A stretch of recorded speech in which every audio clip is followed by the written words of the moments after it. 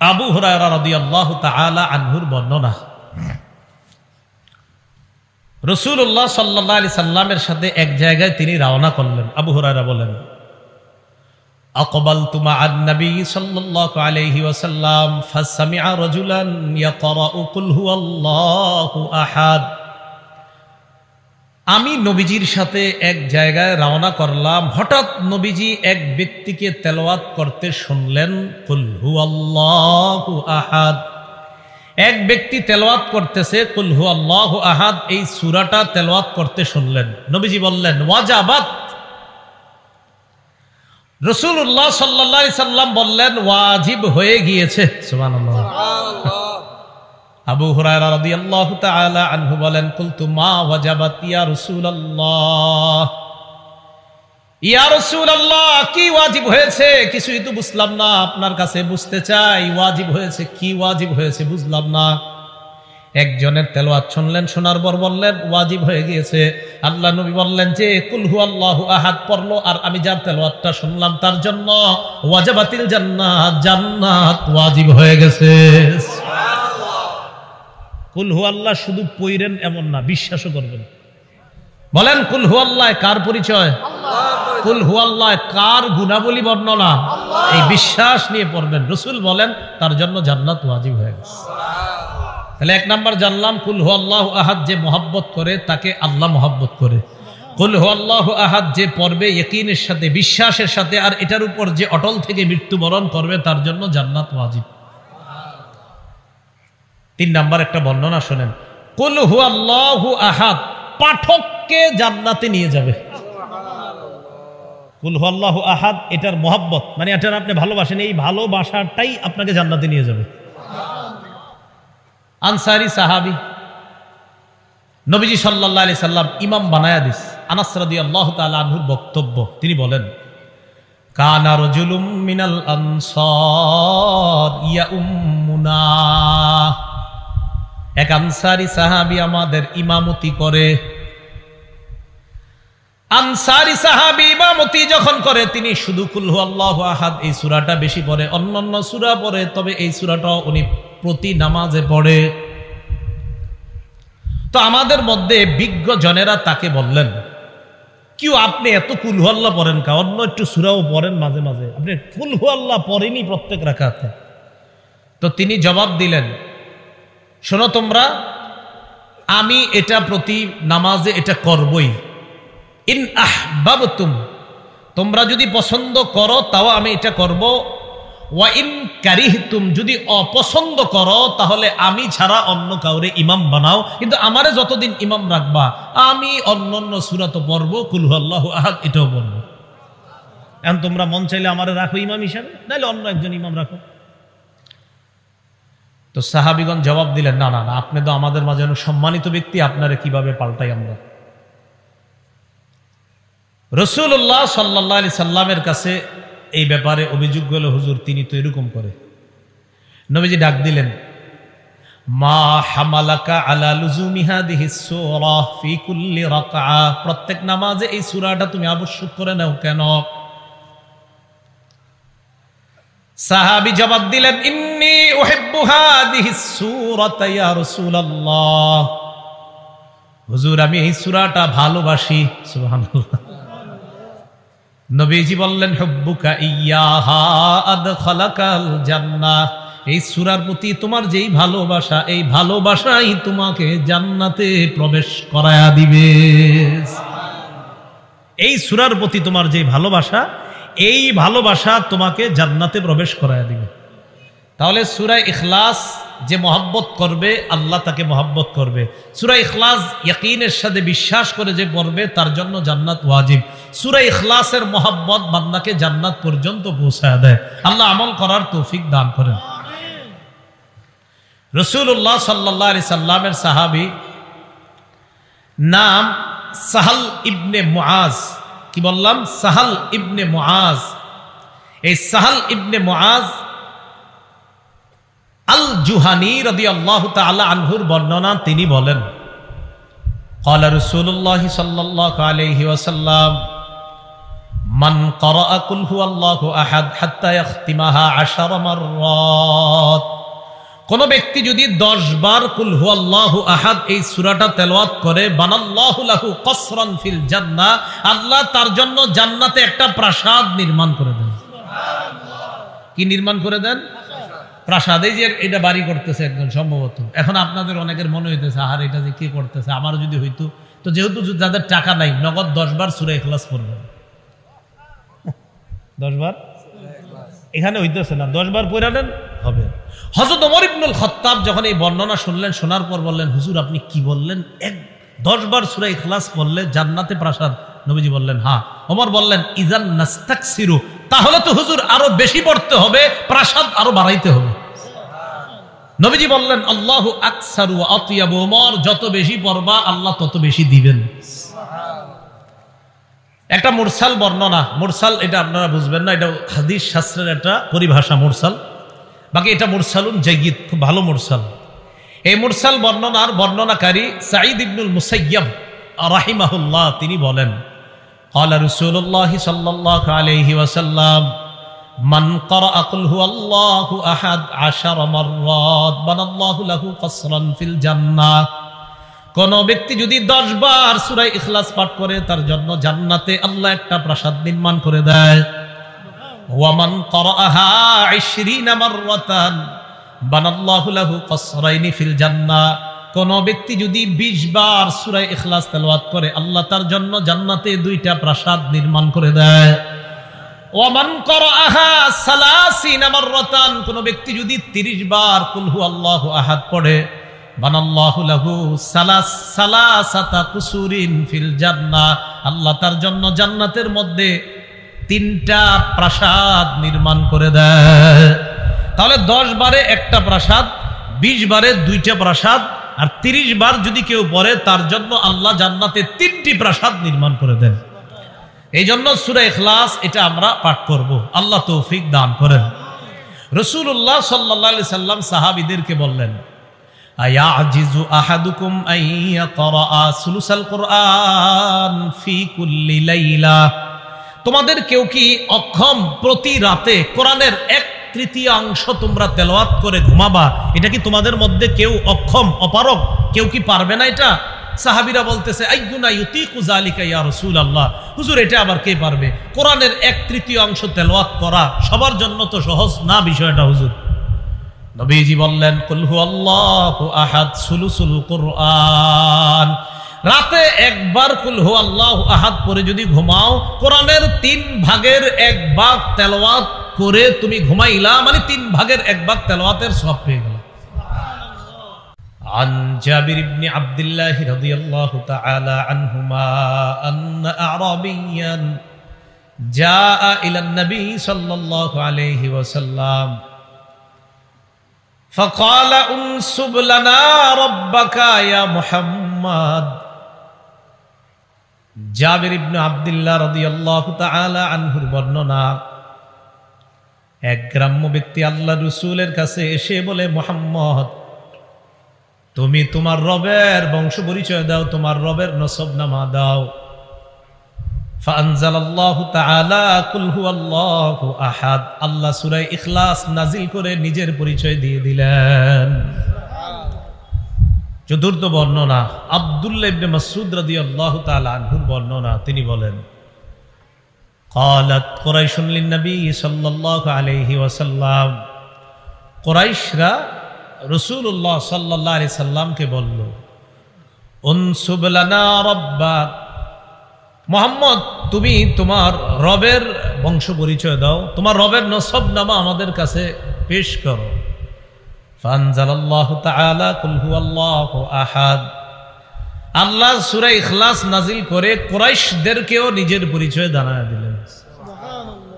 ইহুদিরাও জানতে চাইল গুণাবলী, গ্রাম্য ব্যক্তি জানতে চাইল রবের বংশ পরিচয়, মুশরিকরা জানতে চাইল রবের বংশ পরিচয়, কুরাইশরা জানতে চাইল রবের বংশ পরিচয়।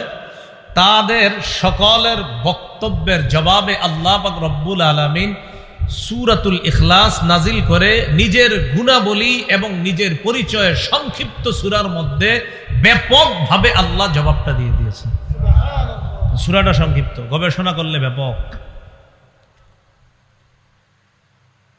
রাসূলুল্লাহ সাল্লাল্লাহু আলাইহি সাল্লাম বলেন, লিকুল্লি শাইইন নিসবাহ, প্রত্যেকটা জিনিসের একটা নিসবত থাকে, প্রত্যেকটা জিনিসের একটা নিসবত থাকে, সম্পর্ক। ওয়া নিসবাতুল্লাহ কুল হুয়াল্লাহু আহাদ, আল্লাহর নিসবত হলো কুল হুয়াল্লাহু আহাদ তথা সূরা ইখলাসটাই হলো আল্লাহর নিসবত। সব জিনিসের একটা নিসবত থাকে, আল্লাহর নিসবত হলো কুল হুয়াল্লাহু আহাদ। তাহলে এই সূরাটার গুরুত্ব অনেক বেশি। আল্লাহ আমাদের সকলকে আমাদের রবের পরিচয় কেউ জানতে চাইলে আমরা সংক্ষিপ্তভাবে এই সূরাটা পাঠ করে দিয়েই বলবো এটাই আমাদের রবের পরিচয়। দ্বিতীয় আলোচনা, এই সূরার অনুবাদ শুনবো আমরা এখন, সংক্ষিপ্ত অনুবাদ। আল্লাহ পাক রব্বুল আলামিন তাদেরকে জানিয়ে দিলেন, কুল, নবী আপনি বলেন, হুয়াল্লাহ, তিনি আল্লাহ, আহাদ, তিনি একক অদ্বিতীয়, আল্লাহুস সামাদ, আল্লাহ অমুখাপেক্ষী, কারো মুখাপেক্ষী নন তিনি। অমুখাপেক্ষী কাকে বলে আল্লাহ পরে নিজেই ব্যাখ্যা দিচ্ছেন, লাম ইয়ালিদ ওয়া লাম ইউলাদ, যিনি কাউকে জন্ম দেন না, যিনি কারো থেকে জন্ম নেন না। জন্মগ্রহণ করলে মৃত্যুবরণ করা লাগে,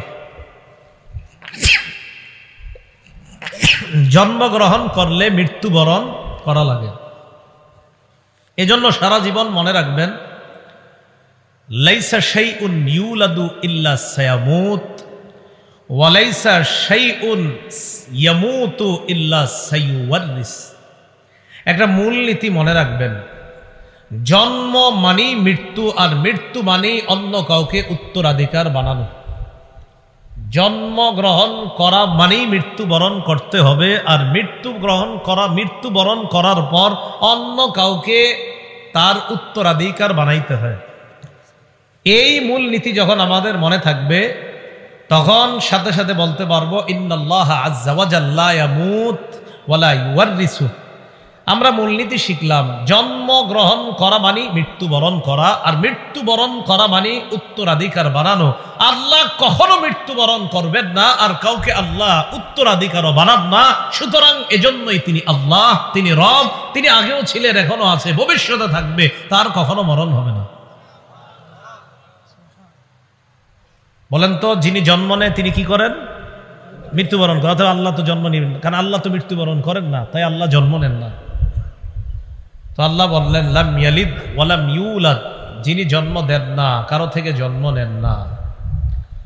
ওয়া লাম ইয়াকুল লাহু কুফুয়ান আহাদ, তার সমকক্ষ কেউ নাই। তাহলে বলেন তো, আল্লাহ কাউকে জন্ম দেন? কারো থেকে জন্ম নেন? কিন্তু মক্কার বেঈমানরা, কাফেররা, মুশরিকরা, আরো অন্যান্য অনেকে, তারা এই ভয়ঙ্কর কথা বলছে যে আল্লাহ পাক রব্বুল আলামিনের সন্তান আছে। সূরা মারইয়ামের ৮৮ নম্বর আয়াত থেকে ৯৫ নম্বর আয়াতে আল্লাহ বলেন, ওয়া ক্বালু ইত্তাখাযার রহমানু ওয়ালাদা, তারা বলে দয়াময় আল্লাহ সন্তান গ্রহণ করেছে। বলেন নাউযুবিল্লাহ। তো আল্লাহ বলেন, লাকাদ জিতুম শাইআন ইদ্দা, তোমরা ভয়ঙ্কর একটা বিষয়ের অবতারণা করেছো। বলেন তো, কেউ যদি বলে আল্লাহর সন্তান আছে, এটা কি স্বাভাবিক বিষয় না ভয়ঙ্কর বিষয়? আল্লাহ বলে এটা কতটা ভয়ঙ্কর বিষয় জানো? তাকাদুস সামাওয়াতু ইয়াতাফাত্তারনা মিনহু ওয়া তানশাক্কুল আরদু ওয়া তাখিরুল জিবালু হাদ্দা। কেউ যখন বলবে যে আল্লাহর সন্তান আছে, তখন আসমান তার এই কথা শুই না ফেটে যাওয়ার উপক্রম হয়, জমিন বিদীর্ণ হওয়ার উপক্রম হয়, পাহাড়গুলা টুকরা টুকরা হওয়ার উপক্রম হয় ওই বান্দার এই কথা শুই না, যে ছি ছি, এটা কেমন কথা বলে রবের ব্যাপারে। আসমান ফেটে যাইতে চায়, জমিন বিদীর্ণ হয়ে যেতে চায়, পাহাড়গুলা টুকরা টুকরা হয়ে যেতে চায়। কেন? কেউ যদি বলে আল্লাহর ছেলে আছে। তো আল্লাহ বলেন আনদাউলির রহমানি ওয়ালাদা, এটা এই কারণে তারা দাবি করে দয়াময় আল্লাহর সন্তান আছে, এই দাবি তারা করে। বলি নাউজুবিল্লাহ। ওয়া মা ইয়ানবাগি লিররহমানি আন ইয়াত্তাখিযা ওয়ালাদা, দয়াময় আল্লাহর জন্য এটা শোভা পায় না, আল্লাহ কোনো ছেলে গ্রহণ করবে এটা আল্লাহর জন্য শোভা পায় না।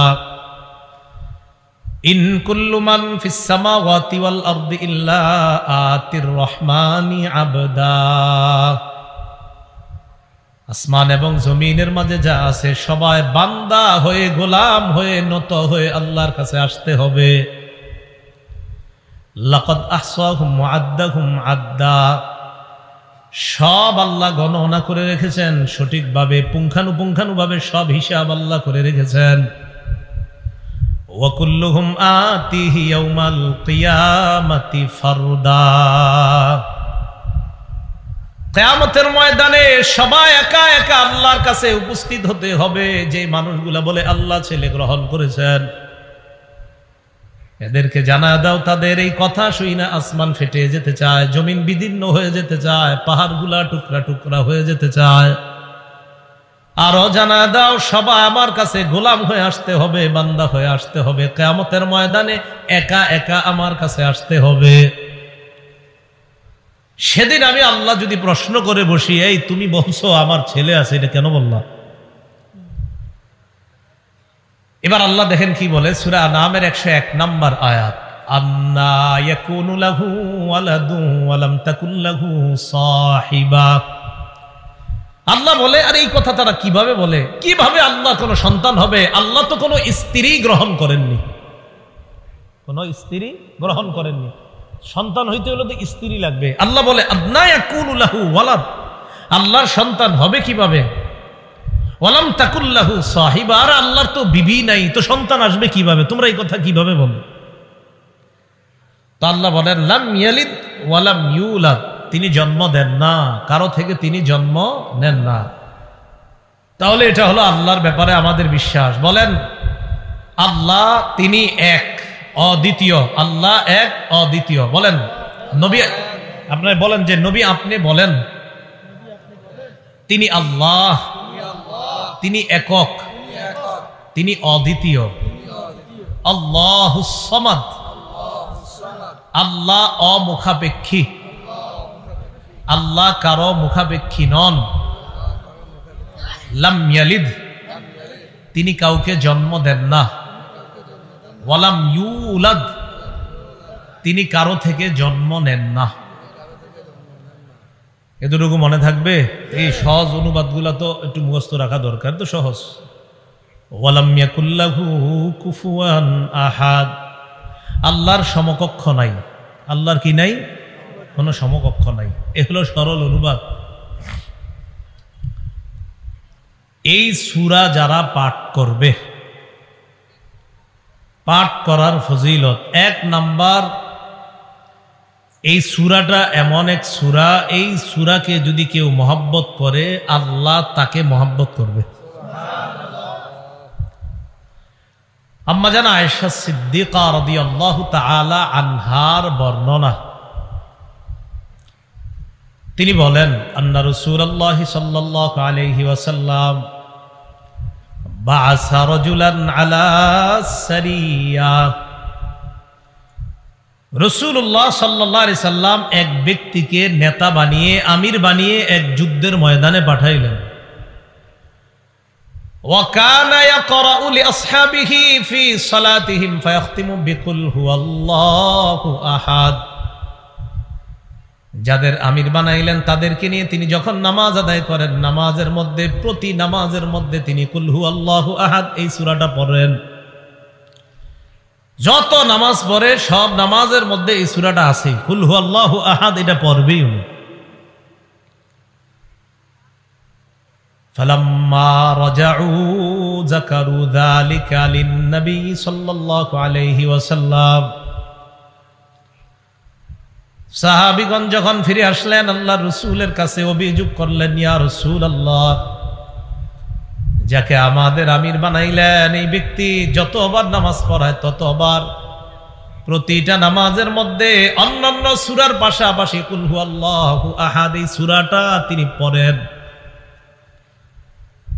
তো রাসূলুল্লাহ সাল্লাল্লাহু আলাইহি সাল্লাম এই কথা শুনে বললেন, সালু, তাকে তোমরা জিজ্ঞাসা করো, লিআইয়ি শাইইন কানা ইয়াসনাউ যালিক, এই কাজ সে কেন করে একটু তাকে জিজ্ঞাসা করো। ফাসালু, জনগণ তাকে প্রশ্ন করলো, তুমি কুল হুয়াল্লাহু আহাদ এই সূরা কেন বেশি পড়ো? তিনি জবাব দিলেন, লিআন্নাহা সিফাতুর রহমান, এই সূরা এমন এক সূরা, এই সূরার মধ্যে আমার রবের পরিচয়, ইন্নী উহিব্বু আন আকরাআহা, আমার রবের পরিচয়টা আমার বারবার পড়তে ভালো লাগে।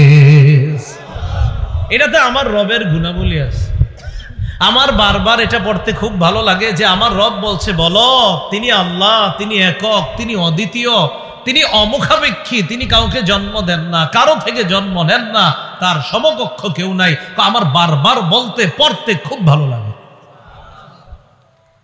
তো সাহাবীগণ গেছে, নবীজি সাল্লাল্লাহু আলাইহি সাল্লামকে বললেন, তিনি এই কারণে এই সূরাটা পাঠ করে।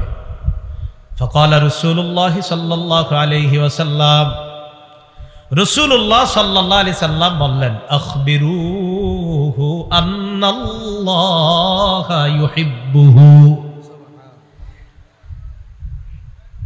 তাকে জানিয়ে দাও সে যেহেতু কুল হুয়াল্লাহু আহাদ এই সূরাটা পছন্দ করে, সূরার মধ্যে তার রবের গুণাবলী তাই এটা পছন্দ করে। তাকে জানা দাও যেমনি ভাবে রবের গুণাবলী তার পছন্দ, তার ভালো লাগে, সে ভালোবাসে, তেমনি ভাবে আল্লাহও তাকে ভালোবাসেন। আল্লাহ তাকে মহব্বত করেন, আল্লাহ তাকে ভালোবাসে, তাকে জানা দাও। তো কুল হুয়াল্লাহু আহাদ এই সূরা যে ভালোবাসবে তাকে কে ভালোবাসেন? আল্লাহ। তাহলে এই সূরার ভালোবাসা আমাদের মধ্যে থাকার দরকার। আল্লাহ আমাদের সকলকে সূরা ইখলাসকে মহব্বত করার তৌফিক দান করেন। সূরা ইখলাস যখন আমরা পড়ব তখন একটা হাদিস, যদি পারি আর কি হাদিসের অনুবাদটা মাথায় রাখবো। সহিহ বুখারীর বর্ণনা 4482 নম্বর হাদিস। এই হাদিসের বর্ণনাকারী আব্দুল্লাহ ইবনে আব্বাস রাদিয়াল্লাহু তাআলা আনহুমা, তিনি বলেন, আন্না রাসূলুল্লাহ সাল্লাল্লাহু আলাইহি ওয়াসাল্লাম ক্বাল, রাসূলুল্লাহ সাল্লাল্লাহু আলাইহি সাল্লাম বলেন, ক্বাল আল্লাহু আযজা ওয়া জাল, আল্লাহ পাক বলেছেন, নবীজি বলেন আল্লাহ পাক বলেছেন, এটাকে হাদিসে কুদসি বলে। তো আল্লাহ বলেন, কাযযাবানি ইবনু আদম ওয়া লাম ইয়াকুন লাহু যালিক, আল্লাহ বলে যে আদম সন্তান আমার ব্যাপারে মিথ্যা কথা বলে, অথচ এটা তার জন্য বলা ঠিক না। আল্লাহ বলেন আদম সন্তান আমার ব্যাপারে মিথ্যা কথা বলে, এটা তার জন্য বলা ঠিক না। এরপরে কি কয় দেখেন, ওয়া শাতামানি ওয়া লাম ইয়াকুল লাহু যালিক, আদম সন্তান আমারে গালি দেয়, অথচ সে আমাকে গালি দেওয়াটা ঠিক না। বলেন নাউজুবিল্লাহ। আদম সন্তান আমার ব্যাপারে মিথ্যা কথা বলে, আদম সন্তান আমাকে গালি দেয়। তো আল্লাহ বলে আদম সন্তান আমার ব্যাপারে মিথ্যা বলে, মিথ্যা বলাটাও তার জন্য উচিত না, আমাকে গালি দেওয়াও তার জন্য উচিত না, অথচ সে আমার ব্যাপারে মিথ্যাও বলে, আমাকে সে গালিও দেয়। এখন প্রশ্ন হলো, কিভাবে আল্লাহর ব্যাপারে আদম সন্তান মিথ্যা বলে আর কিভাবে গালি দেয়? আল্লাহ নিজে বলছেন, আম্মা তাকযিবুহু ইয়া, সে আমাকে গালি দেয় এই বলে, সে বলে আন্নী লা আকদিরু আলা আন আউদাহু কামা কান, সে যেমন আছে, এই যে আমি আপনি আমরা দুনিয়াতে যেমন আছি, সে গালি দিয়ে বলে আমি আল্লাহ নাকি তাকে এইভাবে আবার কিয়ামতের ময়দানে সৃষ্টি করতে পারবো না, সে আমার ব্যাপারে এই মিথ্যা কথা বলে। আদম সন্তান কিভাবে মিথ্যা বলে? সে বলে আমি নাকি, সে বর্তমানে যেমন আছে আমি নাকি তাকে এমন এইভাবে আবার নাকি কিয়ামতের ময়দানে আমি তাকে বানাতে পারবো না, এটা সে আমার ব্যাপারে মিথ্যা বলে। আল্লাহ আমাদেরকে বর্তমানে এই মাঠে আমরা যেভাবে বসে আছি এইভাবে বানাইতে সক্ষম কে? আবার অন্য হাদিস, এই হাদিসে না, এটা সহিহ বুখারীর 4482 নম্বর হাদিস। অন্য বর্ণনায়, বুখারীর অন্য বর্ণনায় আল্লাহ বলেন ওয়ালাইসা আউয়ালুল খালকি বিআহওয়ানা আলাইয়া, অথচ তারে যে আমি প্রথম বানাইছি, এই প্রথম বানানোটা দ্বিতীয়বারের চেয়ে সহজ ছিল না।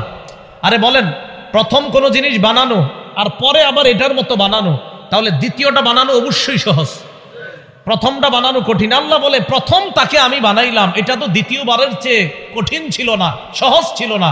প্রথমবারেরটা কঠিন হয়, দ্বিতীয়বারেরটা আরো সহজ হয়। যেই আল্লাহ আমি তোমারে প্রথমবার বানাইলাম, তো দ্বিতীয়বার বানানো তো আমার কাছে কোনো ব্যাপার না। আদম সন্তান আমার ব্যাপারে মিথ্যা কথা বলে আমি নাকি তাকে যেইভাবে আছে এইভাবে বানাতে পারবো না। আল্লাহ বলে বানাতে পারবো অবশ্যই। কেমন বলেন তো? আমাদের পৃথিবীতে 7 জন 8 জন 10 জনের চেহারা যদিও মিলে যায়, আমাদের কি মিলবে না? আঙ্গুলের ছাপ মিলবে না।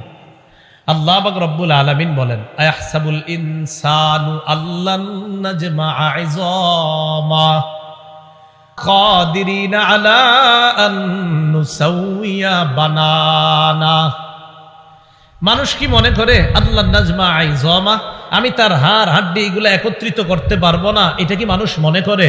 আল্লাহ বলে বালা কাদিরিনা আলা আন নুসাউইয়া বানানা, আমি পারবো না মানে আমি তার আঙ্গুলগুলা, যে আঙ্গুল দুনিয়াতে ছিল ওইগুলা ওইভাবে আমি আল্লাহ আবার বানাইতে সক্ষম। সুবহানাল্লাহ। আঙ্গুলের কথা কেন বলছে? আঙ্গুলের কথা আল্লাহ এই কারণে বলছে, দুনিয়ার গবেষক করে আল্লাহ গবেষণা করে, ও গবেষকরা তোমরা একটু গবেষণা করো।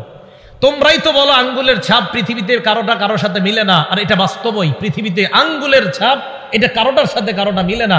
আল্লাহ বলে আঙ্গুলের ছাপ আব্দুর রহমানেরটা আব্দুর রহমানকে দিব, আরিফেরটা আরিফকে দিব, আব্দুর রহিমেরটা আব্দুর রহিমকে দিব। যেই আল্লাহ আমি আঙ্গুলটা অবিকল ওইটাই দিতে পারি, বাকিটা দেওয়া তো আমার জন্য কোনো ব্যাপার না। এটাই আল্লাহ বললেন কাজ্জাবানি ইবনু আদম, আদম সন্তান আমার ব্যাপারে মিথ্যা কথা বলে। সে বলে আমি সক্ষম না, যাক তাকে সে বর্তমানে যেভাবে আছে এইভাবে নাকি তাকে বানাইতে আমি সক্ষম না, এটা সে আমার ব্যাপারে মিথ্যা কথা বলে। বলেন তো আমরা যেইভাবে আছি অবিকল এইভাবে বানাইতে একমাত্র যিনি সক্ষম তিনি কে? আল্লাহ। আর গালি কিভাবে দেয়? আল্লাহ বলে ওয়া আম্মা শাতামুহু ইয়া ফাকাউলুহু লি ওয়ালাদুন সুবহানি আন আত্তাখিযা সাহিবাতাহু ওয়ালা ওয়ালাদা। সে আমাকে এইভাবে গালি দেয়, সে বলে আমার নাকি ছেলে আছে, সে বলে আমার নাকি সন্তান আছে। তাহলে বলেন তো, কেউ যদি বলে আল্লাহর সন্তান আছে, এটা আল্লাহকে কি করা? গালি দেওয়া। আদম সন্তান আমারে গালি দেয় এইভাবে, সে বলে আমার নাকি সন্তান আছে, অথচ আমি আল্লাহ স্ত্রী এবং সন্তান গ্রহণ করা থেকে পুত পবিত্র। বলেন আমাদের রব সন্তান গ্রহণ করা আর স্ত্রী গ্রহণ করা থেকে কি পুত পবিত্র, এটা আমাদের বিশ্বাস। বলেন এটা আমাদের বিশ্বাস। তাহলে আল্লাহ আমাদের সকলকে কথাগুলা বোঝার তৌফিক দান করেন। তাহলে বলেন তো আমরা যেইভাবে আসি এইভাবে আমাদেরকে অবিকল আমাদের আঙ্গুলের যে ছাপ আমরা দিই, এই ছাপ সহ ওই আঙ্গুল দিয়ে আমাদেরকে বানাতে পারেন একমাত্র আল্লাহ। আচ্ছা, যিনি জন্ম দেন না, যিনি জন্ম কারো থেকে জন্ম নেন না, তিনি কে? আল্লাহ। যার সমকক্ষ কেউ নেই, তিনি কে? আল্লাহ। মূলনীতিটা বলেন তো, যিনি জন্ম গ্রহণ করেন তিনি মৃত্যুবরণ করেন, যিনি মৃত্যুবরণ করেন তিনি উত্তরাধিকার সাব্যস্ত করেন। তো সুতরাং যিনি মৃত্যুবরণ করেন না তিনি জন্ম নেন না। বলেন তো কে মৃত্যুবরণ করে না, করবে না? আল্লাহ। মাশাআল্লাহ। রাসূলুল্লাহ সাল্লাল্লাহু আলাইহি সাল্লামের সাহাবী আবু হুরায়রা রাদিয়াল্লাহু তাআলা আনহুর বর্ণনা, রাসূলুল্লাহ সাল্লাল্লাহু আলাইহি সাল্লামের সাথে এক জায়গায় তিনি রওনা করলেন। আবু হুরায়রা বলেন أقبلت مع النبي صلى الله عليه وسلم فسمع رجلا يقرأ قل هو الله أحد। আমি নবীজির সাথে এক জায়গায় রওনা করলাম, হঠাৎ নবীজি এক ব্যক্তিকে তেলাওয়াত করতে শুনলেন কুল হুয়াল্লাহু আহাদ। এক ব্যক্তি তেলাওয়াত করতেছে কুল হুয়াল্লাহু আহাদ, এই সূরাটা তেলাওয়াত করতে শুনলেন। নবীজি বললেন ওয়াজাবাত। রাসূলুল্লাহ সাল্লাল্লাহু আলাইহি সাল্লাম বললেন ওয়াজিব হয়ে গিয়েছে। সুবহানাল্লাহ। আবু হুরায়রা রাদিয়াল্লাহু তাআলা আনহু বলেন, কুলতু মা ওয়াজাবাত ইয়া রাসূলুল্লাহ, ইয়া রাসূলুল্লাহ কি ওয়াজিব হয়েছে? কিছুই তো বুঝলাম না, আপনার কাছে বুঝতে চাই ওয়াজিব হয়েছে কি, ওয়াজিব হয়েছে বুঝলাম না। একজনের তেলাওয়াত শুনলেন, শোনার পর বললেন ওয়াজিব হয়ে গিয়েছে। আল্লাহ নবী বললেন যে কুল হুয়াল্লাহু আহাদ পড়লো, আর আমি যার তেলাওয়াতটা শুনলাম তার জন্য ওয়াজাবাতিল জান্নাত, জান্নাত ওয়াজিব হয়ে গেছে। কুল হুয়াল্লাহ শুধু পড়েন এমন না, বিশ্বাসও করবেন। বলেন কুল হুয়াল্লাহ কার পরিচয়? কুল হুয়াল্লাহ কার গুণাবলী বর্ণনা? এই বিশ্বাস নিয়ে পড়বেন। রাসূল বলেন তার জন্য জান্নাত ওয়াজিব হয়ে গেছে। তাহলে এক নাম্বার জানলাম কুল হুয়াল্লাহু আহাদ যে মহব্বত করে তাকে আল্লাহ মহব্বত করে। কুল হুয়াল্লাহু আহাদ যে পড়বে ইয়াকিনের সাথে, বিশ্বাসের সাথে, আর এটার উপর যে অটল থেকে মৃত্যুবরণ করবে তার জন্য জান্নাত ওয়াজিব। 3 নাম্বার একটা বর্ণনা শোনেন, কুল হুয়াল্লাহু আহাদ পাঠককে জান্নাতে নিয়ে যাবে। কুল হুয়াল্লাহু আহাদ এটার মহব্বত মানে এটার আপনি ভালোবাসেন, এই ভালোবাসাটাই আপনাকে জান্নাতে নিয়ে যাবে। আনসারী সাহাবী, নবীজি সাল্লাল্লাহু আলাইহি সাল্লাম ইমাম বানায়া দিস। আনাস রাদিয়াল্লাহু তাআলা আনহুর বক্তব্য, তিনি বলেন কানা রাজুলুম মিনাল আনসার ইয়াউম্মুনা, এক আনসারী সাহাবী আমাদের ইমামতি করে।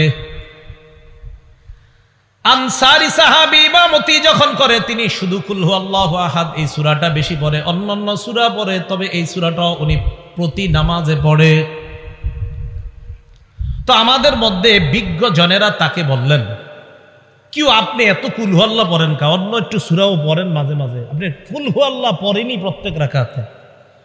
তো তিনি জবাব দিলেন, শোনো তোমরা, আমি এটা প্রতি নামাজে এটা করবই। ইন আহবাবতুম, তোমরা যদি পছন্দ করো তাও আমি এটা করব।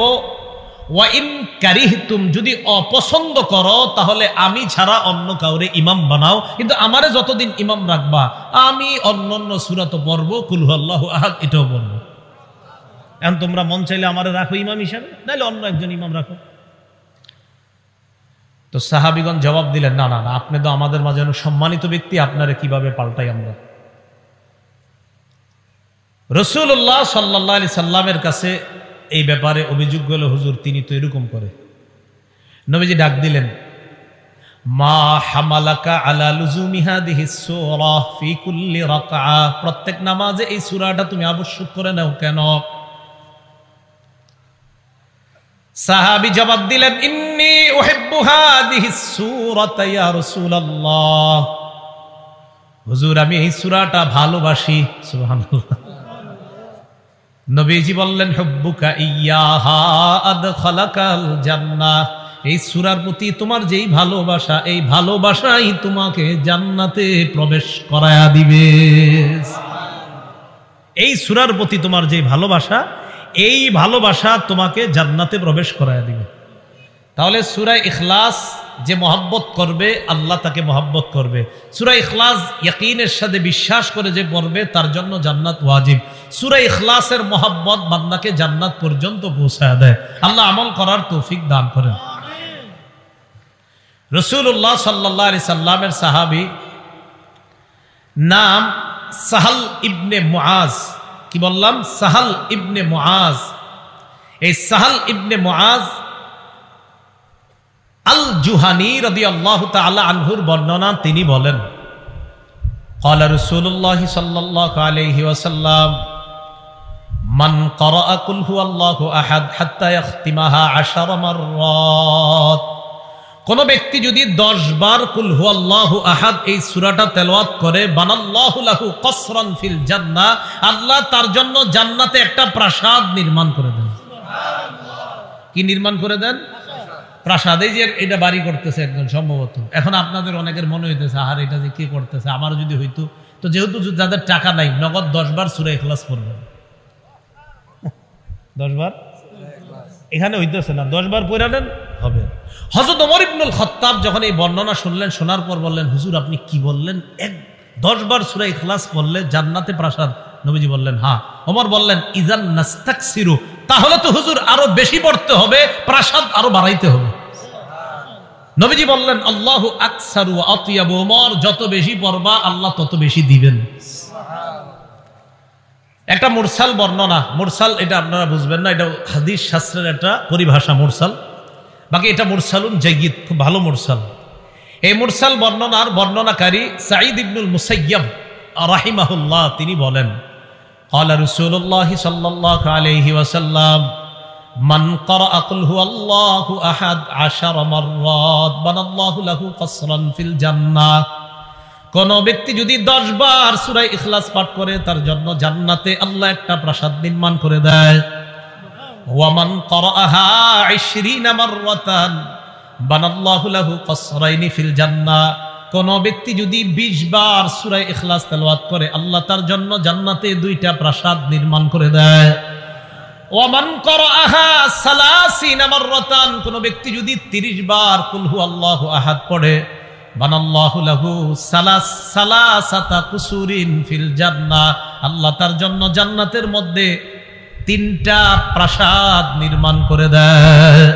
তাহলে 10 বারে একটা প্রাসাদ, 20 বারে 2টা প্রাসাদ, আর 30 বার যদি কেউ পড়ে তার জন্য আল্লাহ জান্নাতে 3টি প্রাসাদ নির্মাণ করে দেন। এই জন্য সূরা ইখলাস এটা আমরা পাঠ করব, আল্লাহ তৌফিক দান করেন। রাসূলুল্লাহ সাল্লাল্লাহু আলাইহি সাল্লাম সাহাবীদেরকে বললেন আয়াজিজু আহাদুকুম আন ইয়াকরা সুলুসাল কুরআন ফি কুল্লি লাইলা, তোমাদের কেউ কি অক্ষম প্রতি রাতে কোরআনের 1/3 তোমরা তেলাওয়াত করে ঘুমাবা? এটা কি তোমাদের মধ্যে কেউ অক্ষম অপারগ, কেউ কি পারবে না এটা? সাহাবীরা বলতেছে আইয়ুনা ইউতিকু যালিকা ইয়া রাসূলুল্লাহ, হুজুর এটা আবার কে পারবে? কোরআনের 1/3 তেলাওয়াত করা সবার জন্য তো সহজ না বিষয়টা হুজুর। নবীজি বললেন কুল হুয়াল্লাহু আহাদ সুলুসুল কুরআন, রাতে একবার কুল হুয়াল্লাহু আহাদ পড়ে যদি ঘুমাও কোরআনের 3 ভাগের 1 ভাগ তেলাওয়াত করে তুমি ঘুমাইলা, মানে 3 ভাগের 1 ভাগ তেলাওয়াতের সওয়াব পেয়ে গেল। রাসূলুল্লাহ সাল্লাল্লাহু আলাইহি সাল্লামের সাহাবী আবু হুরায়রা রাদিয়াল্লাহু তাআলা আনহুর বর্ণনা,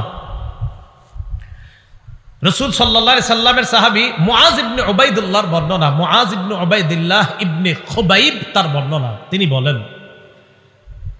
ইনতাজারনা রাসূলুল্লাহ সাল্লাল্লাহু আলাইহি ওয়াসাল্লাম ইউসাল্লি বিনা, আমরা অপেক্ষা করতে লাগলাম রাসূল আসবে, আয়েশা আমাদেরকে নামাজ পড়াবেন।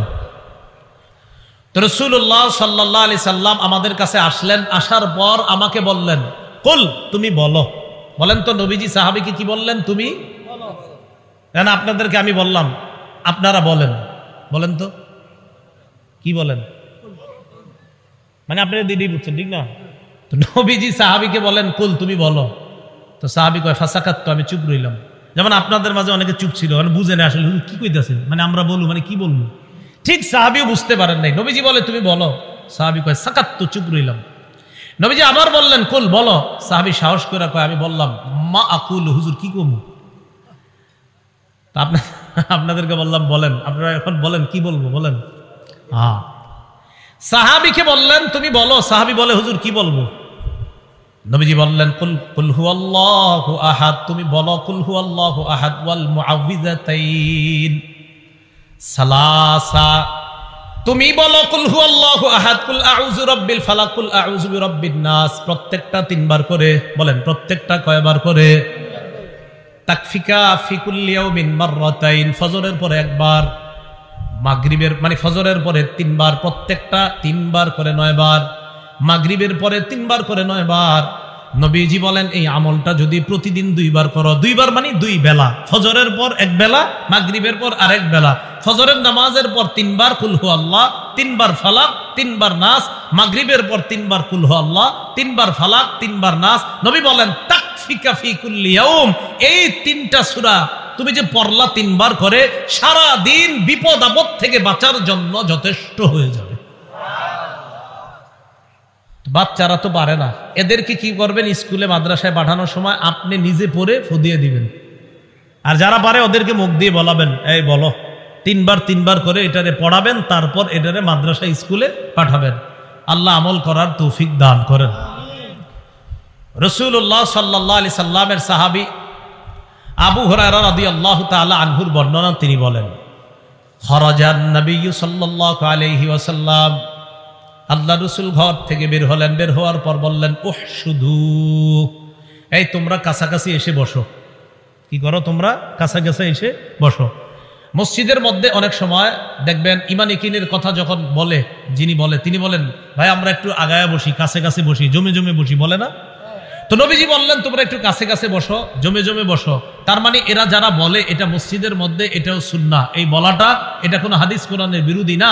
নবীজিও সাহাবীদেরকে মাঝে মাঝে গুরুত্বপূর্ণ আলোচনা করার জন্য বলতেন, কাছে কাছে জমে জমে বসো। ফাহুশিদা মান হুশিদা, যারা আসার তারা নবীর কাছে আসলেন। আসার পর আল্লাহ নবী বললেন, ফাইন্নী সাআকরাউ আলাইকুম সুলুসাল কুরআন। নবীজি বললেন, কাছে কাছে বসো, আমি তোমাদেরকে আজকে কোরআনের 3 ভাগের 1 ভাগ পড়ে শোনাবো। কি শোনাবো? কোরআনের 3 ভাগের 1 ভাগ। 10 পারা পড়তে কতক্ষণ লাগবে? অনেক সময় লাগবে। আমি তোমাদেরকে 3 ভাগের 1 ভাগ পড়ে শোনাবো। সাহাবারা আল্লাহ নবীর কাছে যায়। যাওয়ার পর আল্লাহ নবীর সামনে বসলেন।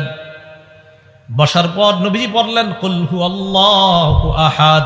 নবীজি পড়লেন কুল হুয়াল্লাহু আহাদ, এই সূরাটা পড়লেন। পড়ার পর সুম্মা দাখলা, আবার ঘরে ঢুকে গেছে।